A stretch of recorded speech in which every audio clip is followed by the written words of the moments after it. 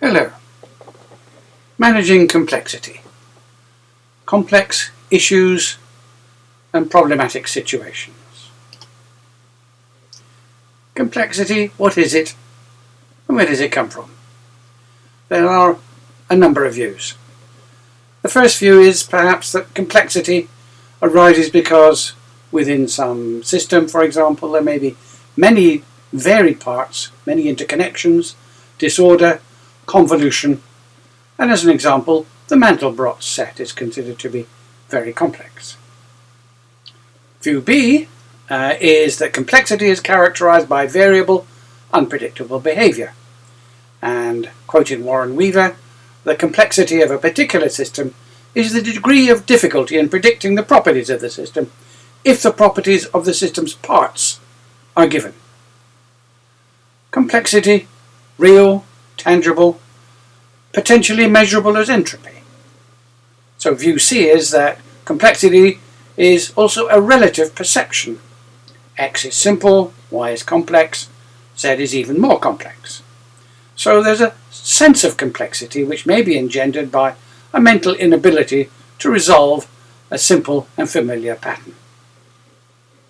Or there's a perception of complexity which may change over time as the perceiver becomes more familiar with the subject. Complex isn't necessarily good or bad. Complex systems may be more capable, adaptable and flexible than simpler ones. For example, an ant is less complex than a human, which is more capable. A typewriter is less complex than a word processor, which is more capable. And a hot air balloon is less complex than a modern airliner, which is more capable. However, we're principally concerned here with complexity management as practiced in system design and systems engineering. Let's take a look at complexity in large-scale projects. There are many to look at, but I'm going to choose the Great Pyramid of Khufu, the International Space Station, and Apollo. In any of these large projects, the number of parts can overwhelm engineering managers. And if we look here at the engineering management pyramid, we might see why. At the top, we can see an engineering manager, and he's managing some enterprise. And if you look down the left-hand column, we can decompose that into a platform, equipment, line replaceable units or housings, assemblies, sub-assemblies, module replaceable units, cards, backplane and harnesses, submodule components, and so on. Each level of the pyramid, as shown, increases by the square. So if there's one manager at the top, then the next level down consists of 4 elements. Then 16, 25, 36, 49, and so forth. In a real pyramid, however, there may be much more than that. They may be much more than the square. For example, one equipment might have half a dozen LRUs. One assembly might have a dozen sub-assemblies, and so on. So it can be much worse than this. However, the problem is that the engineering manager may find himself concerned with specifications, drawings, environments, interfaces and housings for the whole set of parts in the enterprise, which will overwhelm him inevitably. Very difficult. So let's look what happened with the Great Pyramid. Well, it is a truly awesome venture, as you can see from the photograph. The pyramid on the right that you can only see part of is Khufu's pyramid. Then in the middle, with partly part of a cap on it, is Khufu's pyramid, and the small one in the far distance is Menkare's pyramid. And they are all perfectly aligned on their southeast corners. The Great Pyramid consists of roughly 300,000 blocks of stone, each weighing about 2.5 tons.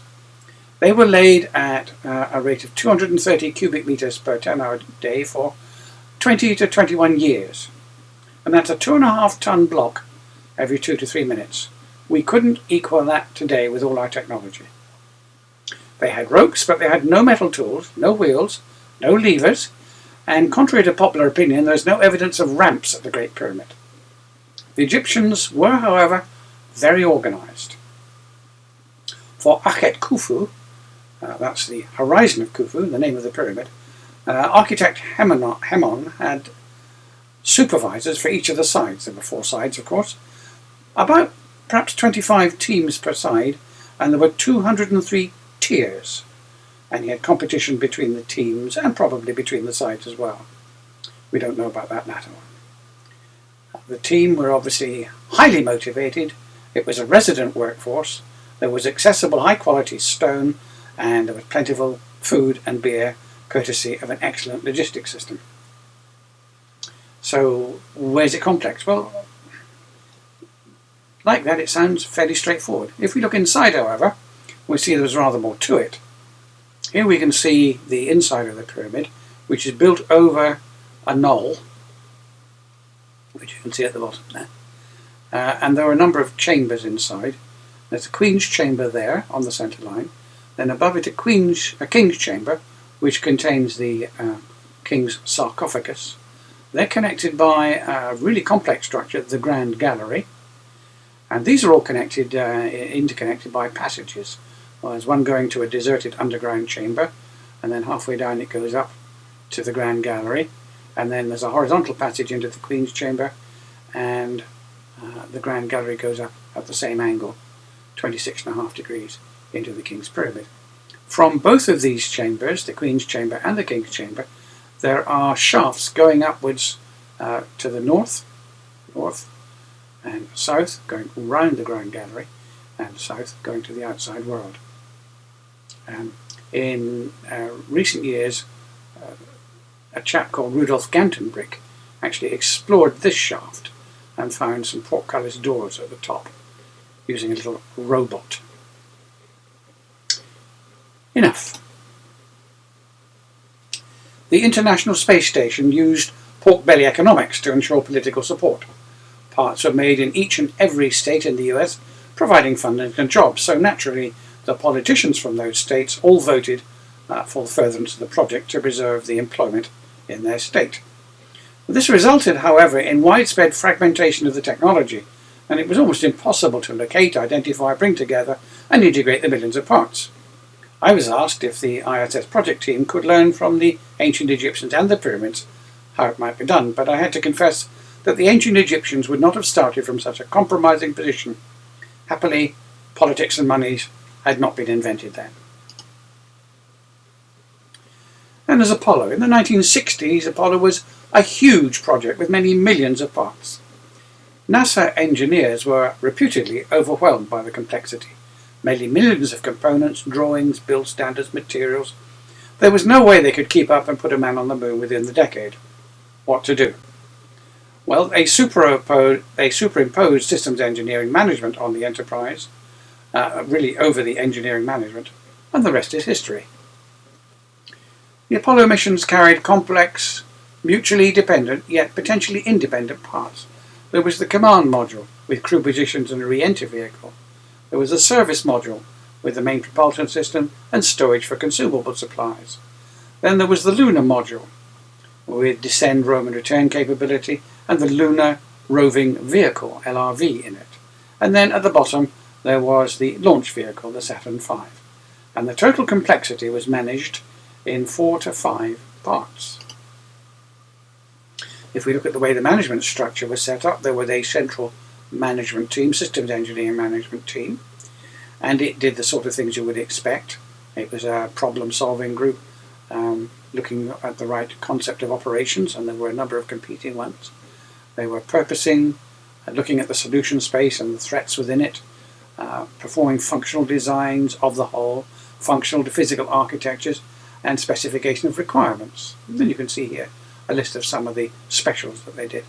But they also delegated subsystems, what were called modules in this case, to systems engineering management teams of their own at a lower level, subsystem level N-1, where this is level N, the nominal level. Okay, and each of the systems engineering management teams was looking after their subsystem, and there were engineering management teams developing parts for them. And then there's subsystems engineering management, with engineering management coming off of that. So it was a 3-tiered arrangement of level N+1, level N-1, and level N. What does that mean? Well, let's have a look at the basic idea of engineering and systems engineering, and we're going to look at the poached egg, which contains a hierarchical view of any complex system. Over here you can see a system of interest. Within the system of interest there are 3 subsystems, there could be any number, and they are intraconnected. The system of interest exists within a containing system, along with 1, 2, 3 other sibling systems which are interconnected. Now, if we pull that out from the center so that we have the whole containing system here, the subsystems there, this is the system of interest here, and the subsystems down here, then we can choose to go in at any level. We're going to call this level, the system of interest level, we're going to call that hierarchy level n. Then the containing system is a hierarchy level higher, we call that n+1, and the lower level with the subsystems in is hierarchy level n-1. We can choose to go in anywhere we like. We could start off here and make that level n, but this is a sliding scale, so for the moment we'll say this item here, the one that's darker, is hierarchy level n. We have emergency properties here which go to make up the emergent properties of this system. We have the emergent properties of the subsystems here which combine together to give us the emergent properties of the system of interest. Put all of those together and we have the emergent properties of the containing system interacting as it does with other systems. Right. Emergence implies that systems and subsystems are dynamic, interactive, complementary, and that their emergent properties are evident only when each system is interacting with others in its environment. There's no need to go below the level n-1 to understand, describe, specify, or manage the system of interest. So complexity is limited to 3 levels of hierarchy: nominal level, 1 above, and 1 below. And therefore complexity is generally potentially manageable. The systems of interest systems engineer is essentially concerned with bringing the subsystems, these 3 here in this case, the subsystems together to create the system of interest whole, performing in its environment, which is by and large the other subsystems. So there's no need therefore for systems engineers to go into detail inside the subsystems. That's engineering.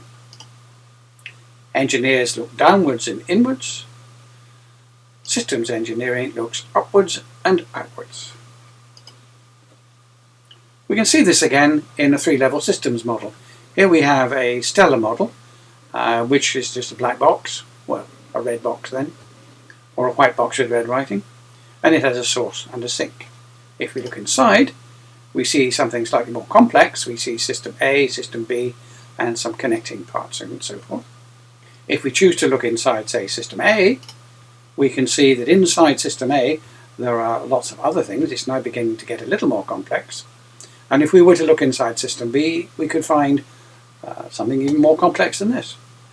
So we can wrap it up again to reduce the perceived complexity, and we can wrap it up once more. And we're back at the containing system.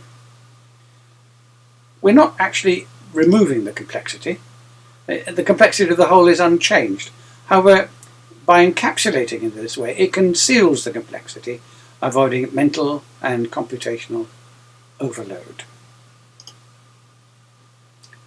Looked at in management terms, here's an example.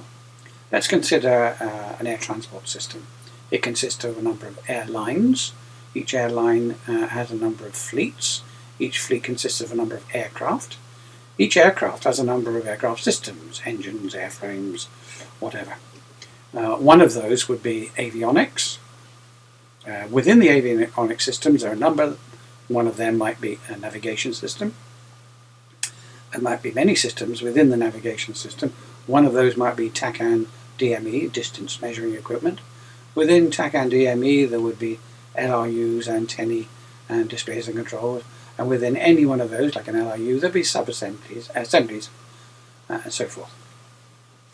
Now, if we look at any one level, we can see how things work. Let's take a black manager at level 0, the airline manager. He is responsible to the overall air transport system for the airline fleets, working together harmoniously. If we take blue manager, he's at level 0. His level of interest is the airline fleet, and he's responsible particularly for getting all of the aircraft performing correctly is within the fleet. If we look at red, he's looking at aircraft, individual aircraft, and he's interested in getting all the systems working within the aircraft, and he's responsible to the airline fleet manager for that job. Within the aircraft systems, we have green manager, and he's responsible to the aircraft manager for things like the avionics systems, the engine systems, the airframe systems, and so on. So we have a sliding 3-level organizer, and this is a good basis for managing complexity.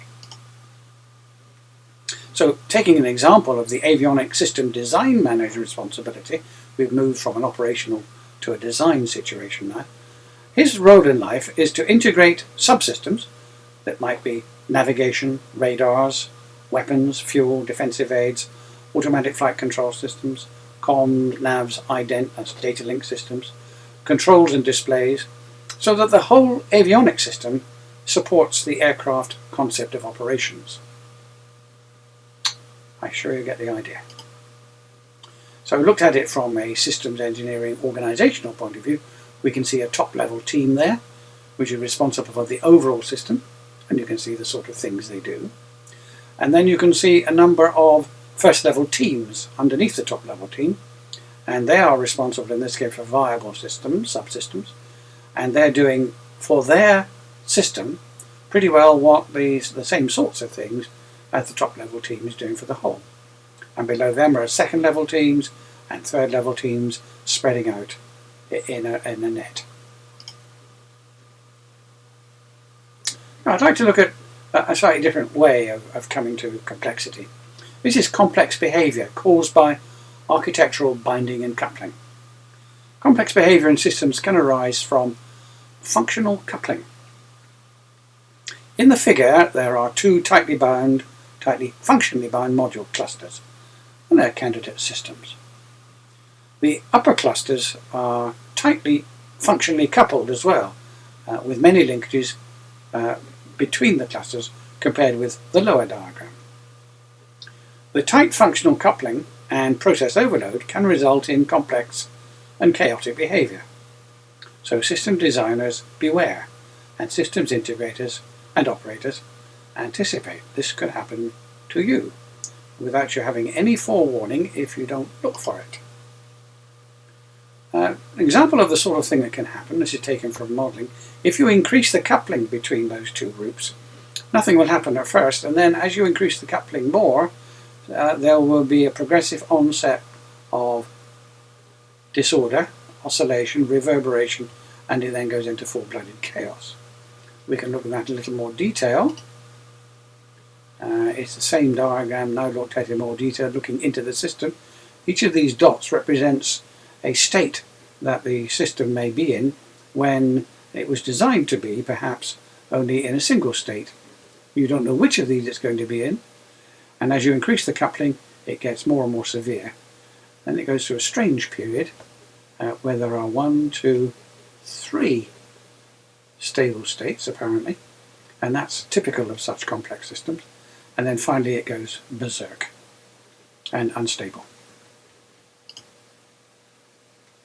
There's also self-organized criticality, or non-linear behavior, and this seems to emerge from constrained flow. And examples of self-organized criticality can be seen in the movement of stock market prices, crime rates, the distance between cars on a busy road, 1/f noise in a conductor, the occurrence of earthquakes. You get very few large earthquakes, many smaller earthquakes, and they behave much as this diagram would suggest. Meteorites, you get very many small meteorites, rather fewer large meteorites, luckily.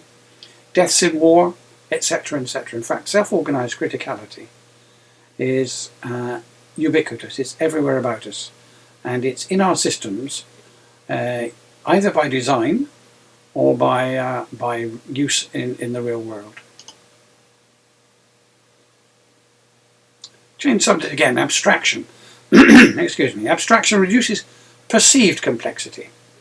So describe the overall function and purpose, not the form and structure.